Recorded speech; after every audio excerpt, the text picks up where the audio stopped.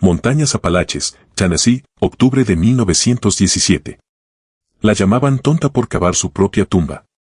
Eso susurraban en el valle, llevados por el mismo viento que ya comenzaba a arrancar las últimas hojas tercas de los robles. Lo que no sabían era que ella no cavaba una tumba. Abría una puerta. ¿Cómo sobrevive una chica de 15 años, desterrada con nada más que la ropa que lleva puesta y el diario de un fantasma, al peor invierno de un siglo? La respuesta estaba enterrada a 18 metros dentro de una montaña, y respiraba. Su nombre era Yara. Tenía 15 años, y su mundo se había reducido al tamaño de un costal de arpillera que contenía un pedernal, un cuchillo pequeño, medio pan duro y un libro encuadernado en cuero. Su tía May, una mujer cuyo rostro se había endurecido por las pérdidas hasta parecerse a la tierra rocosa que cultivaba, se había parado en el porche de la pequeña cabaña, con los brazos cruzados con fuerza. El gesto no era de enfado. Era de finalidad, el cierre de un libro de cuentas.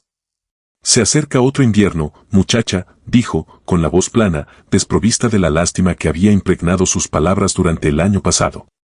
La lástima era un lujo, y las provisiones escaseaban. Será duro. Tenemos suficientes bocas que alimentar. Ara no discutió. Había visto la forma en que su tía la miraba, esas rápidas miradas calculadoras que medían la comida en su plato contra el trabajo que su pequeño cuerpo podía producir. Era un déficit, una partida en números rojos. Huérfana desde hacía un año, cuando la fiebre se llevó a su madre y a su padre en una semana, dejándola varada en esa comunidad de labios apretados que nunca había confiado del todo en las extrañas costumbres de su padre. Él había sido un hombre de libros y rocas en un mundo de hachas y arados. Asintió, se echó el costal al hombro y se alejó del único hogar que había conocido desde la fiebre. No miró atrás. Mirar atrás era invitar a la lástima que ahoga la voluntad. La lástima de los otros rostros en Cañada de los Cicuta, asomándose detrás de las cortinas, era una manta asfixiante. Veían una tragedia en movimiento. Una cordera caminando hacia una tormenta de nieve, un problema a punto de ocurrir, una causa perdida. El aire era cortante, con olor a pino y al olor más profundo y frío de la tierra húmeda a punto de congelarse. El sol era una oblea pálida en un cielo gris, que ofrecía luz pero no calor.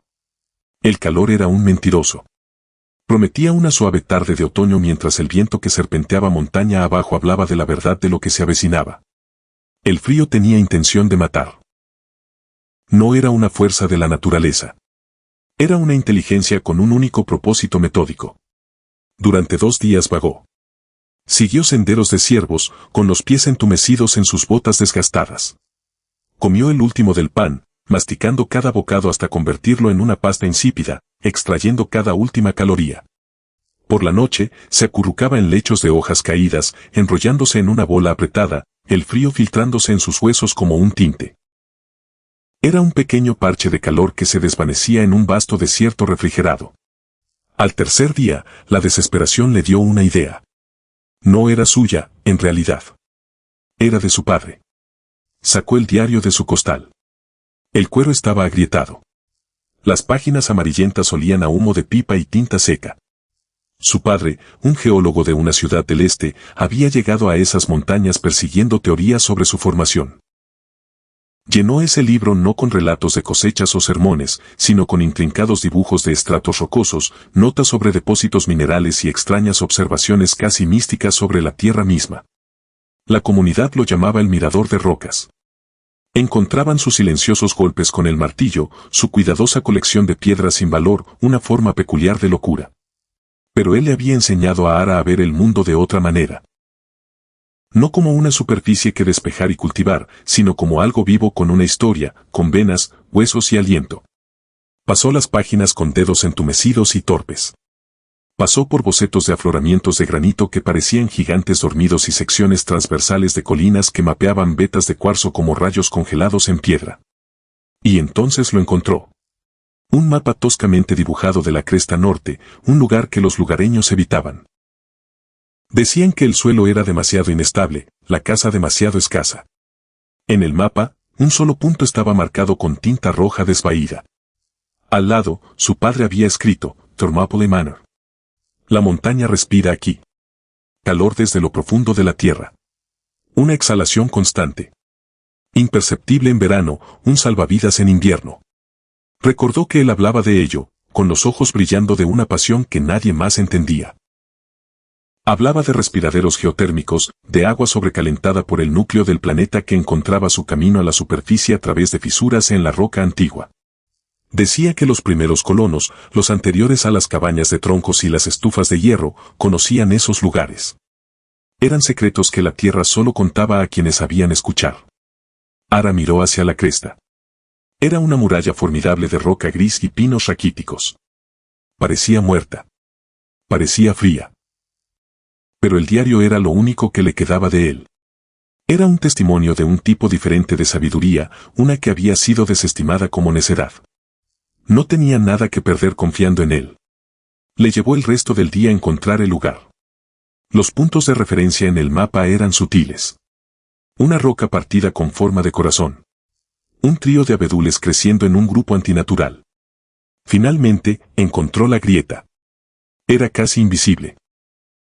Una línea oscura de no más ancho que su mano en la base de un acantilado de granito vertical, escondida detrás de una cortina de rododendros marchitos. Se arrodilló, sintiendo sus rodillas protestar contra el suelo frío. Sostuvo su palma sobre la abertura. Al principio, no sintió nada. Una ola de desesperación la invadió. Él había sido un soñador, un loco. Los susurros del valle tenían razón. Pero mantuvo su mano allí, desesperada porque el recuerdo fuera cierto. Y entonces lo sintió. No era una ráfaga, no era un viento. Era una presencia, un flujo constante e inquebrantable de aire que no era frío. Era cálido. Era húmedo. Llevaba el olor de la piedra profunda y húmeda y algo más, algo limpio y antiguo. Presionó su mejilla contra la abertura. El aire era un suave aliento cálido contra su piel. La montaña estaba viva y respiraba. El diario no solo marcaba el lugar. En la página siguiente había un dibujo detallado, un corte transversal de una vivienda hipotética. No era una cabaña construida sobre la tierra. Era una cámara excavada en ella, un túnel que se ensanchaba en una habitación con el respiradero geotérmico en la parte trasera, actuando como un radiador natural eterno. El dibujo estaba etiquetado con la letra pulcra de su padre, el hogar de la tierra. La idea era una locura.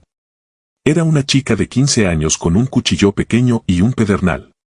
No tenía pala, ni pico, ni herramientas para semejante tarea monumental. Pero el aire cálido en su rostro era más real que la lástima del pueblo. Era una promesa tangible. Su primera herramienta fue un trozo de pizarra de borde afilado que rompió de un derrumbe cercano. Era tosco, pero podía raspar y hacer palanca. Comenzó a trabajar en la abertura, ensanchando la grieta. La roca era blanda, esquisto descompuesto y tierra apisonada en la fisura. Durante horas raspó y cavó, con las manos en carne viva, los músculos gritando. Trabajó hasta que se puso el sol, y luego durmió en la boca de la fisura, con el suave calor manteniendo a raya lo peor del frío nocturno. Esa se convirtió en su vida. De amanecer a anochecer cavaba. No estaba construyendo, estaba excavando. Era una criatura de la tierra, cubierta de su polvo, alimentada por su promesa. Usó su cuchillo para cerrar raíces rebeldes. Usó una rama pesada como palanca para aflojar piedras más grandes. Arrastró los escombros con sus propias manos, amontonándolos cerca de la entrada. El trabajo era brutal, un castigo físico implacable. Pero con cada centímetro que ganaba, el flujo de aire cálido se hacía más fuerte, más constante. Era su recompensa, su combustible. Los días se convirtieron en una semana, luego en 2. Su cuerpo se endureció. La muchacha suave que había salido de Cañada de los Cicuta había desaparecido, reemplazada por una criatura fibrosa y manchada de tierra, con manos callosas y una luz feroz y enfocada en sus ojos. Buscaba nueces y bayas de temporada tardía, aprendiendo la dura aritmética de la supervivencia. Cada caloría consumida debía medirse contra la energía necesaria para obtenerla. Su túnel ahora era lo suficientemente largo como para meterse completamente en él. Era un espacio estrecho y oscuro, pero cálido. Cuanto más profundo iba, más cálido se volvía. Las propias paredes de roca parecían retener el calor, un calor profundo y resonante que se sentía antiguo y vivo. Era inevitable que la descubrieran. Silas Blackwood era dueño del aserradero, lo que lo convertía en el más cercano a un aristócrata que tenía Cañada de los Cicuta. Era un hombre hecho del mismo material sólido e inflexible que los troncos que aserraba. No era cruel, pero su mente era una línea recta y no tenía paciencia para las desviaciones. Creía en lo que podía ver y tocar, madera aserrada, leña apilada y las estufas de hierro fundido que vendía con buena ganancia. Estaba cazando, siguiendo un ciervo por la cresta norte cuando vio el montículo de tierra fresca. Era una anomalía, una herida en el paisaje. Siguió hasta el acantilado y vio el agujero. Y entonces la vio a ella saliendo de él como un tejón de su madriguera. Su rostro y su ropa del color de la tierra que movía. Se quedó allí un largo momento, con el rifle colgando suelto en su mano, el rostro una máscara de incredulidad. «Ara, muchacha. ¿Qué demonios estás haciendo?» Ella lo miró entrecerrando los ojos, momentáneamente cegada por la luz. No dijo nada, solo apartó un puñado de roca suelta al montículo creciente. Blackwood se acercó, sus botas crujiendo sobre los escombros. Asomó la cabeza por la oscura abertura. Una ola de aire cálido y húmedo le golpeó el rostro. Retrocedió ligeramente, una mueca de desagrado torciendo sus rasgos. ¿Qué es esta locura? ¿Estás cavando tu propia tumba? Es cálido, dijo ella, con la voz ronca por el desuso. Era la única explicación necesaria. Él negó con la cabeza, un gesto de profunda decepción paternal. Muchacha, eso es humedad de cueva. Es aire de fiebre pulmonar. Esto no es un hogar. Es una tumba. La primera lluvia fuerte te inundará. La helada levantará la roca y te la derribará encima. Estás desperdiciando la poca fuerza que te queda en una fantasía de tonto. Era la voz de la razón, la voz de la comunidad. Era un experto. Construía casas que se mantenían en pie. Conocía los caminos de la montaña. Veía a una muchacha flaca y medio salvaje cavando un agujero y solo veía tragedia. Mi padre, comenzó ella, pero él la interrumpió. Tu padre era un buen hombre, pero su cabeza estaba llena de tonterías de ciudad. Las rocas no te mantienen caliente, muchacha. Un buen fuego en una estufa sólida te mantiene caliente. Un techo apretado y troncos calafateados mantienen fuera el invierno. Esto, señaló su madriguera con un movimiento de la mano, es una invitación para que te entierre. Le ofreció llevarla de vuelta al valle. Encontraría algo de trabajo para ella, dijo, limpiando establos, ayudando a las mujeres con sus remiendos, un lugar junto al hogar a cambio de su trabajo. Era una oferta práctica, sensata. Ella miró desde su rostro firme y seguro hasta la oscura y cálida abertura a sus pies. Miró la lástima en sus ojos. Negó con la cabeza. No. Gracias, señor Blackwood. Su rostro se endureció. La lástima, cuando es rechazada, a menudo se convierte en desprecio. Como quieras. Pero no vengas llorando a nosotros cuando el suelo se congele a tu alrededor. Todos te lo advertimos. Yo te lo advierto ahora. Esto es una locura. Una locura peligrosa y mortal.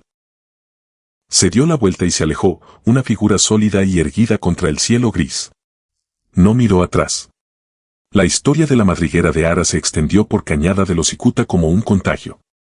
El veredicto de Blackwood se convirtió en el juicio oficial. La muchacha no era solo una huérfana desafortunada. Era una tonta obstinada. Había rechazado el sentido común.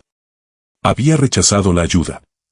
Cavaba un agujero para morir en él, y lo había elegido. Los últimos hilos de simpatía comunal se secaron. Ahora estaba total y absolutamente aislada. Un fantasma que acechaba una ladera, su muerte inevitable, una historia que contarían a sus hijos como cuento de advertencia contra el orgullo necio. Ahora, el narrador debe detener esta historia para entender lo que sucede después.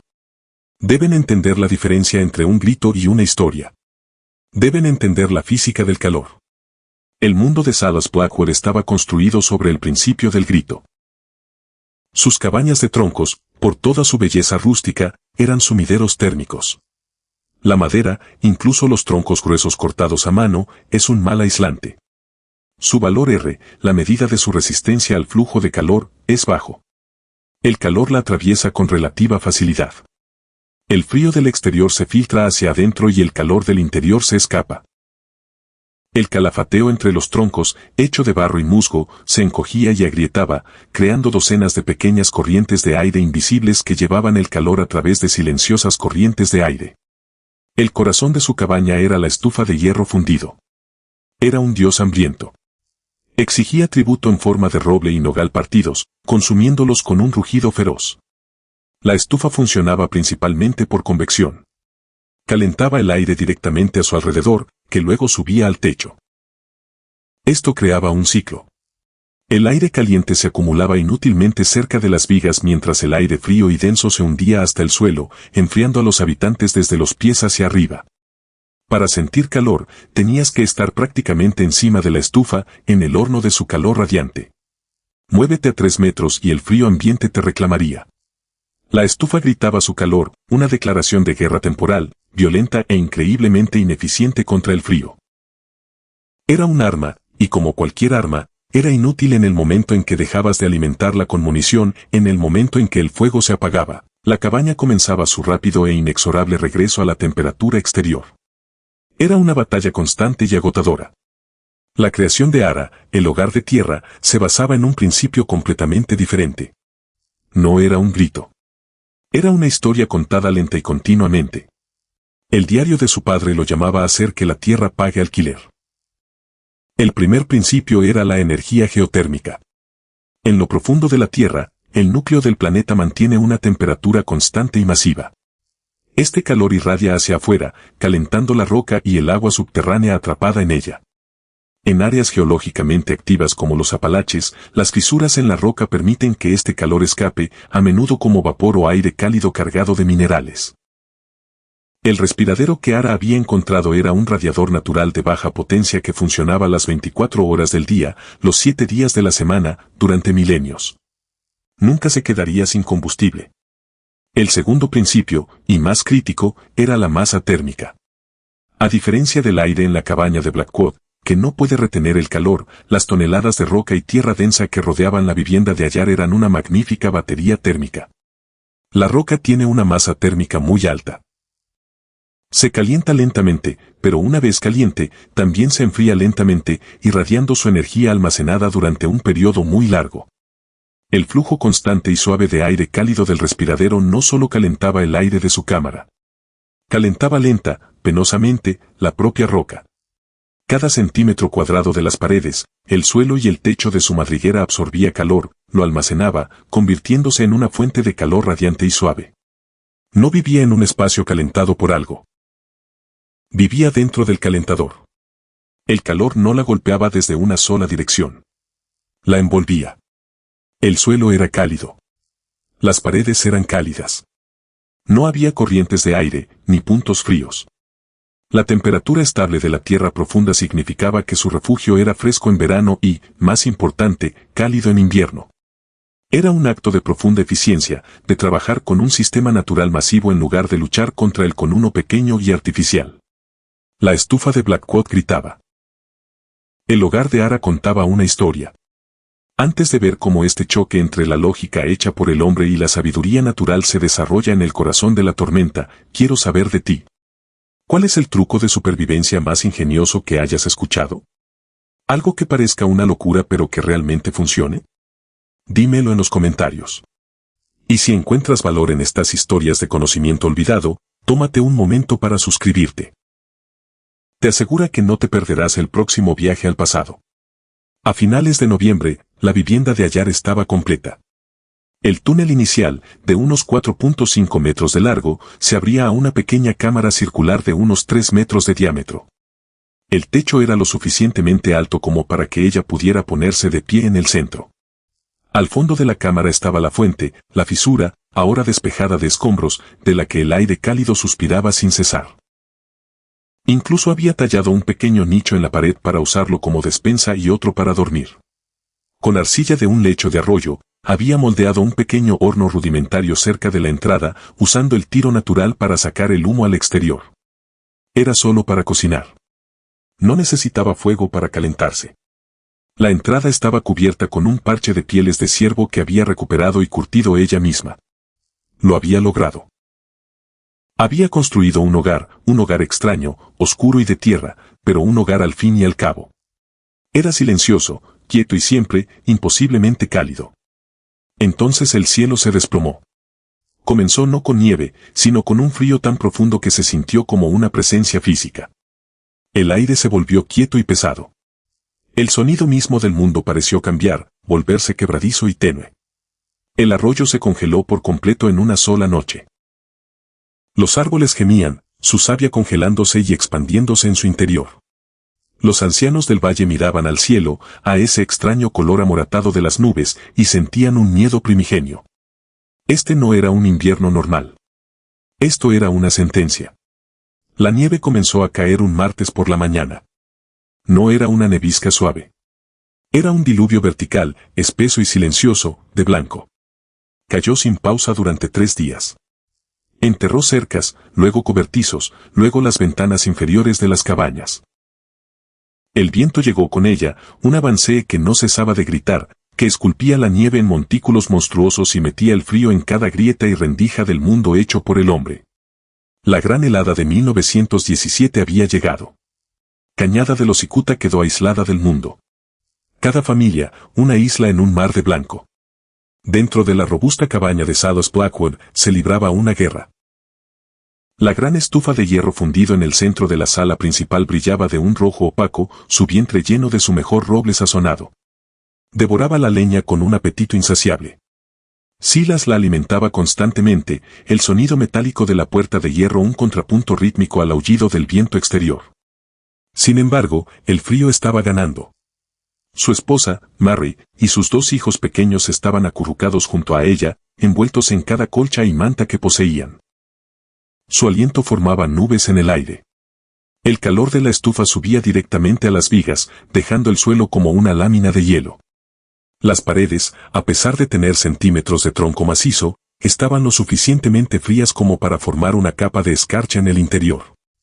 El viento, un cirujano malévolo, encontraba 100 pequeñas incisiones en la piel de la cabaña, inyectando agujas de aire ártico. Silas se paró junto a la ventana, mirando la ventisca, con una profunda inquietud asentándose en su estómago. Tenía suficiente leña, pensó, para una semana, quizás, si era cuidadoso. Pero esta tormenta se sentía diferente. Se sentía como si fuera a durar para siempre.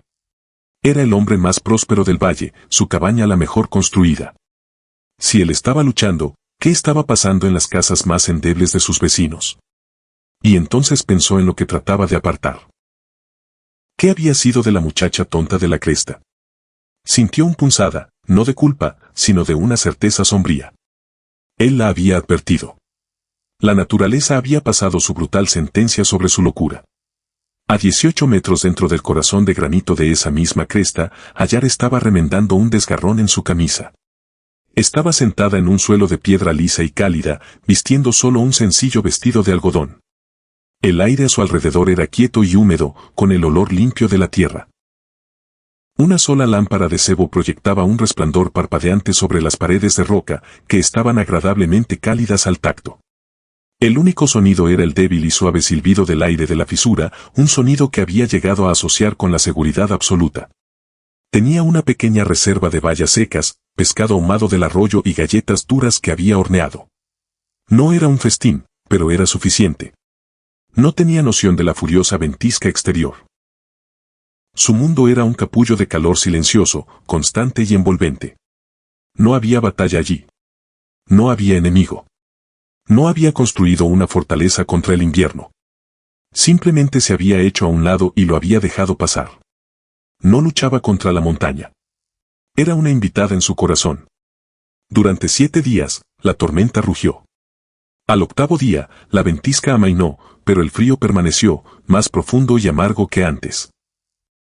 El mundo era una escultura de hielo y nieve bajo un cielo despiadadamente azul y claro. Dentro de la cabaña Blackwood, la situación era desesperada. La pila de leña casi se había acabado. La comida escaseaba. Y lo peor, su hijo menor, Daniel, había desarrollado una tos. Había comenzado como una pequeña cosquilla seca, pero ahora era un sonido profundo, húmedo y vibrante que desgarraba el pequeño cuerpo del niño y sembraba el terror en el corazón de Silas. La piel del niño estaba caliente al tacto, pero temblaba incontrolablemente. Fiebre pulmonar. Silas lo sabía. En este frío, era una sentencia de muerte. La desesperación es un ácido poderoso. Disuelve la certeza, la arrogancia y las estructuras rígidas de la creencia.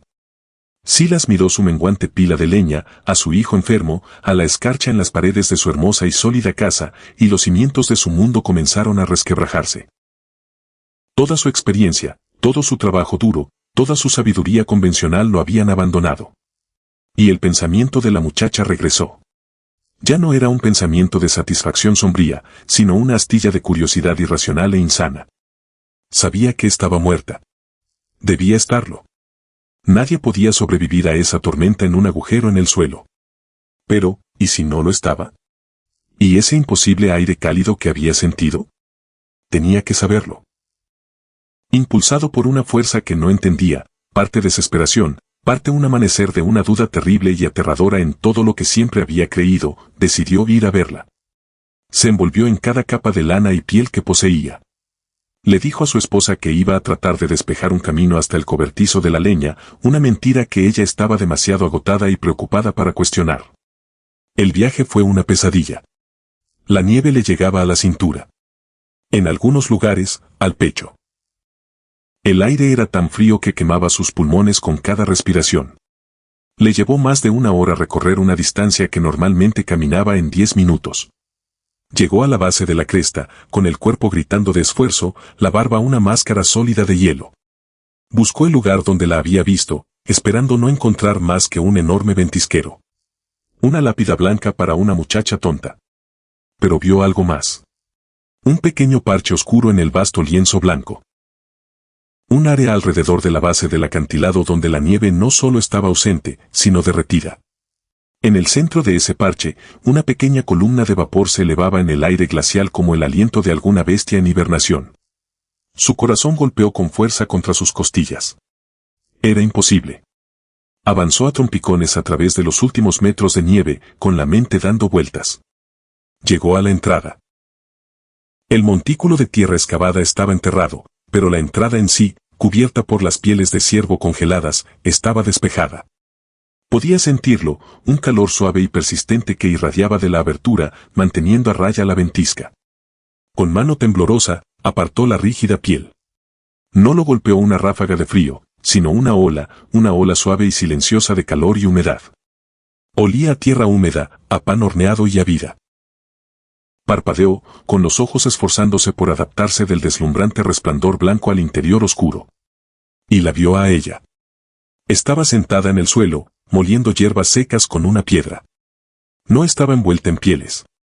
No tiritaba. No estaba muerta. Llevaba un vestido sencillo, con los pies descalzos sobre el suelo de piedra. Lo miró, con una expresión no de sorpresa, sino de tranquila curiosidad. La pequeña lámpara iluminaba una escena de tranquilidad imposible. No era una cueva húmeda y miserable. Era una guarida, un útero. Era cálido. Era seguro. Silas Blackwood, el maestro constructor, el pilar de la comunidad, la voz de la razón, se quedó allí, un gigante congelado enmarcado en la entrada, con toda su cosmovisión hecha añicos en 1.000.000 de pedazos.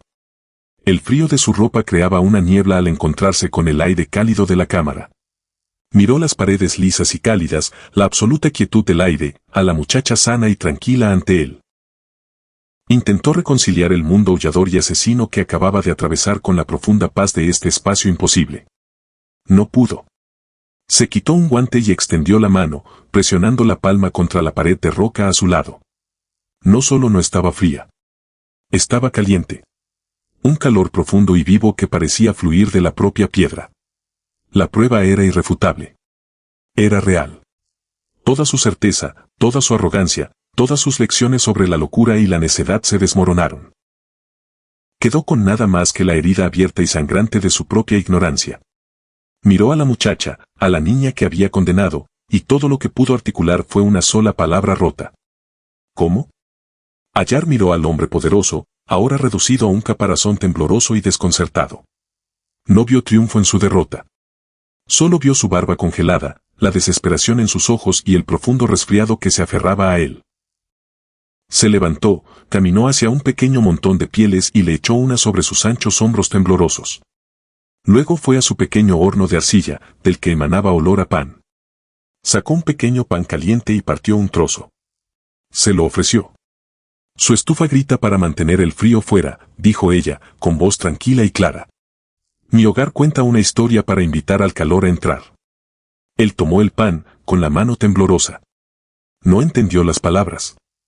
Todavía no. Pero entendió el calor de la piel.